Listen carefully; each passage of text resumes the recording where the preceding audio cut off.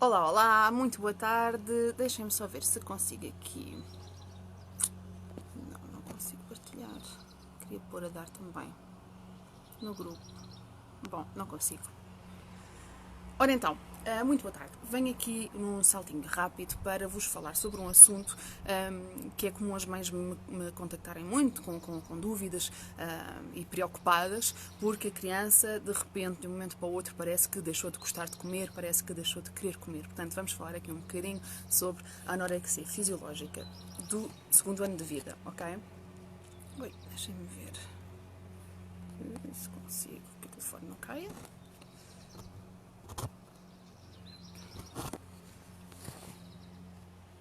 Está complicado. Olá, Raquel. Olá, olá. Ora, então, vamos começar por falar aqui, tentar perceber um bocadinho o que é isto, o que é a anorexia fisiológica do segundo ano de vida. Para começar, é importante esclarecer o que é o conceito de segundo ano de vida, porque embora muitas vezes pareça lógico, não é assim tão lógico. E quando se fala em segundo ano de vida, o nosso reflexo, o primeiro intuito é pensar quando a criança faz 2 anos, não é? Mas, na realidade, o segundo ano de vida é o período compreendido entre os 12 e os 24 meses, ok? E o que é isto da anorexia fisiológica? Olá, Márcia! A anorexia fisiológica é então uma diminuição mais ou menos drástica do apetite que a criança tem então neste período de tempo compreendido entre os 12 e os 24 meses. Porquê é que isto acontece? Só aqui dizer acrescentar mais uma coisa, é uma anorexia fisiológica, o que quer dizer que é um processo normal, natural e esperado na criança, ok? E agora vamos tentar perceber aqui porque que isto acontece, afinal, porque é que a criança, temos pais, não é, que se queixam, comia tão bem, tão boas quantidades e agora de repente parece que deixou de gostar de comer. Então, temos que ter em conta que no primeiro ano de vida, nos primeiros 12 meses de vida, o bebê tem um ritmo de crescimento muito acelerado. Ou seja, nestes primeiros 12 meses, o bebê vai ganhar em média 7 quilos e mais ou menos 21 centímetros.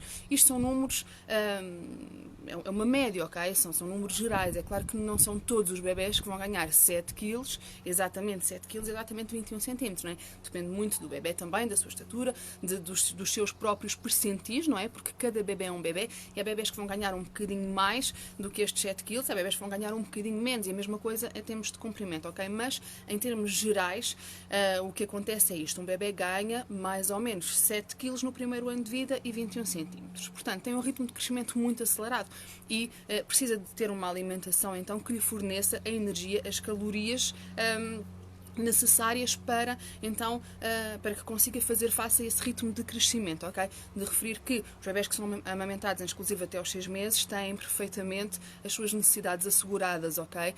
E os bebés que não são amamentados em exclusivo até aos 6 meses também. Portanto, isto aqui só para que não fiquem a pensar que então, mas se o bebê tem tantas necessidades, será que um bebê que é amamentado em exclusivo chega? Será que o leite materno é suficiente?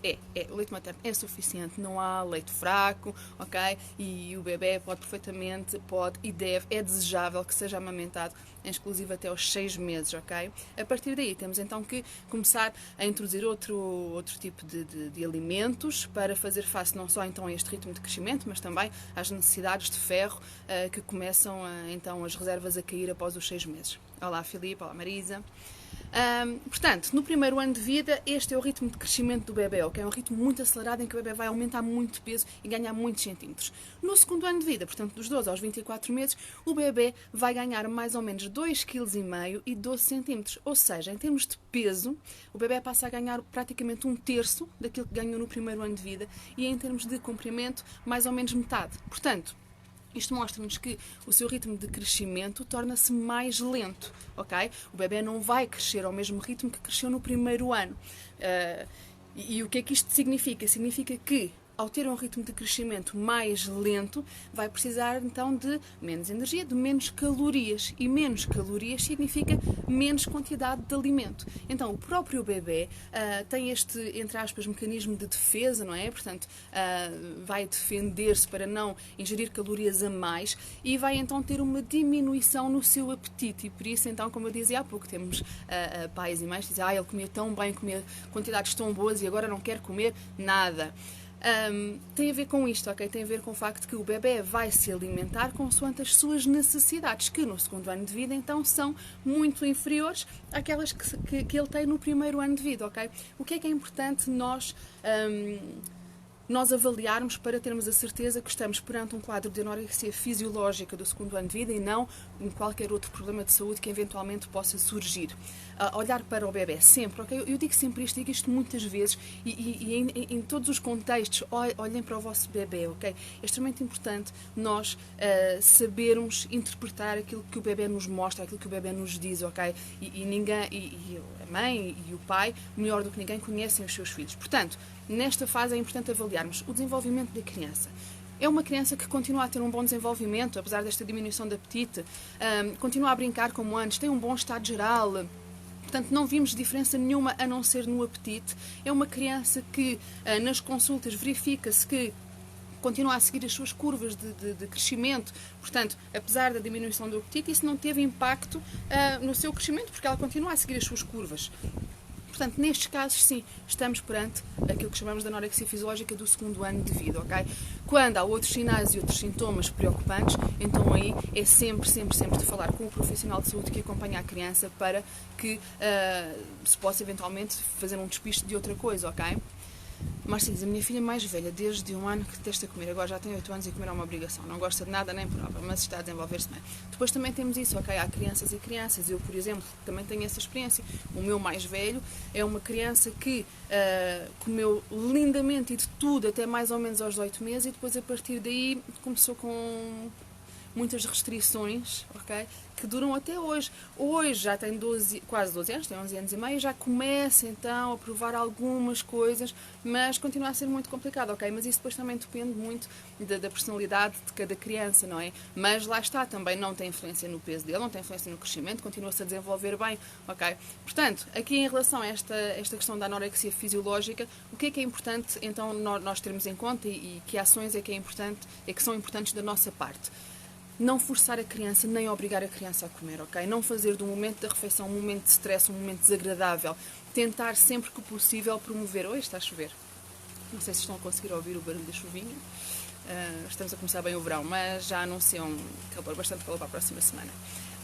Mas pronto, estava eu a dizer que vamos tentar sempre que possível, espero que me consigam ouvir bem com o barulho da chuva, sempre que possível promover refeições em família, fazer do momento da refeição um momento agradável, ok? Para que a criança não passe a associar o momento da refeição a um momento de tensão, a um momento de stress, que pode levá-la então a ter ainda mais este sentimento de não querer comer, de não querer ir para a mesa, ok? Portanto, sempre que possível vamos promover as refeições em família e momentos agradáveis.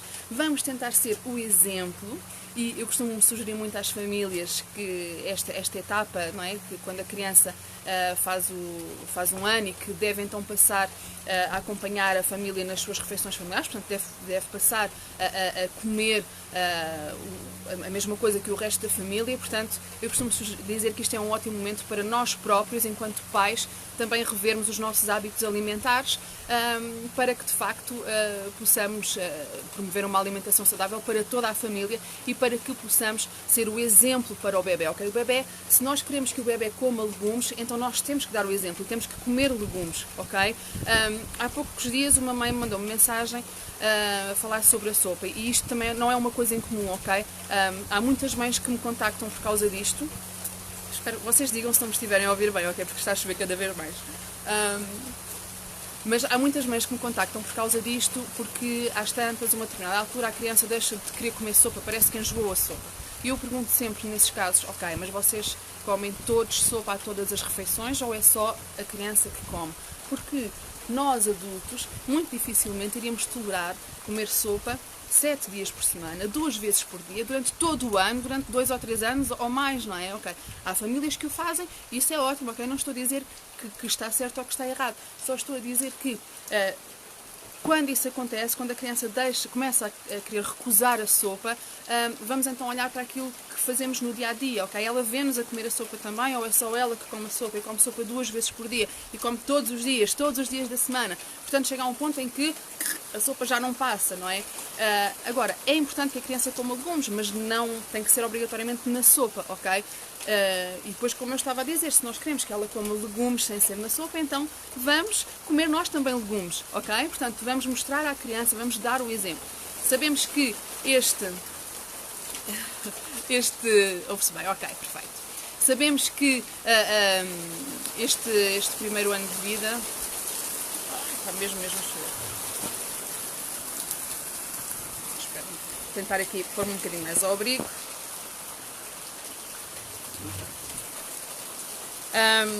Portanto, estava a dizer, vamos então dar o exemplo, ok? Vamos mostrar à criança que podemos comer legumes de outra forma. Sabemos que este segundo ano de vida é um momento em que a criança vai ter menos apetite, mas vamos mostrar, vamos promover um ambiente saudável, um ambiente relaxado e um ambiente agradável durante a hora da refeição, ok? Vânia diz, a minha tem 17 meses, adora sopa, mas sólidos não quer de maneira nenhuma.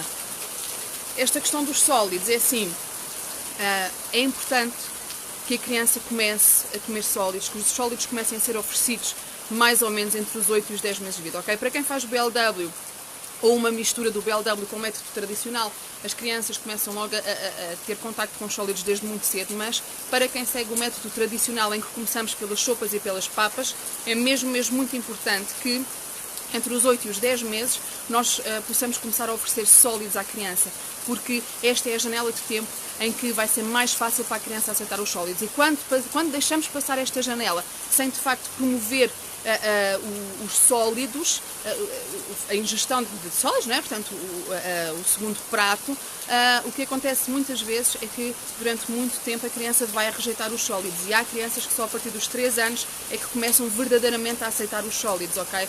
Portanto, é, como eu disse, não insistir, mas ir mostrando o exemplo, ok? Ir convidando a criança a comer connosco, deixar a criança comer com as mãos, o chão limpa-se, ok? As toalhas lavam-se, a roupa lava-se, as mãos lavam-se, a cara lava-se, portanto, deixem-nos experimentar, deixem-nos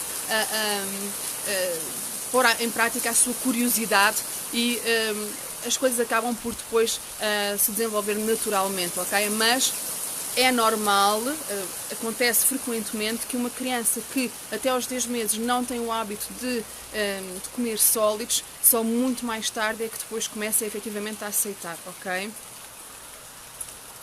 Tânia diz, a minha filha tem 5 anos e não quer comer carne. Não quer comer carne, não é um drama, ok? Temos é que arranjar alternativas que substituam os nutrientes que ela iria receber pela carne, ok? Há muitas famílias que são vegetarianas, que são veganas, e as crianças não têm déficits alimentares, ok? Portanto, as crianças estão perfeitamente nutridas e em ótima saúde. Portanto, o não comer carne não é propriamente um drama. Temos é que arranjar substitutos, arranjar alternativas, ok? Tânia diz, introduzimos tudo muito cedo, ela aceitava. De um momento para o outro deixou de querer. E hoje em dia tudo lhe faz impressão. Provavelmente é uma fase. Ela já quer estar no meu colo, a mexer na comida. Estou a dar tempo. Exatamente. Provavelmente é uma fase e vai passar, Vânia, ok? Mas, portanto, não obrigar, não forçar, não fazer da refeição um momento desagradável e deixar que ela própria dê asas à sua curiosidade e comece a experimentar e a testar e a ver-vos, não é? Portanto, volto a dizer, nós somos um grande exemplo para os nossos filhos. Os nossos filhos aprendem mais com aquilo que nós fazemos do que com aquilo que nós dizemos, ok? Isto é muito importante, não só para esta questão da alimentação, mas para tudo o resto, ok? Portanto, espero ter conseguido dar aqui resposta às questões mais frequentes que surgem associadas aqui a esta anorexia fisiológica do segundo ano de vida. Portanto, se houver mais questões relacionadas com este assunto que eu não tenha respondido aqui no direto, deixem nos comentários e eu depois, assim que consiga, venho cá e respondo-vos, ok? Deixo-vos um enorme beijinho, desejo-vos um ótimo fim de semana, com chuva ou com sol, mas o mais importante é que se divirtam e que aproveitem o vosso fim de semana e que aproveitem com os vossos rebentos, ok? Deixo-vos um grande beijinho e até à próxima!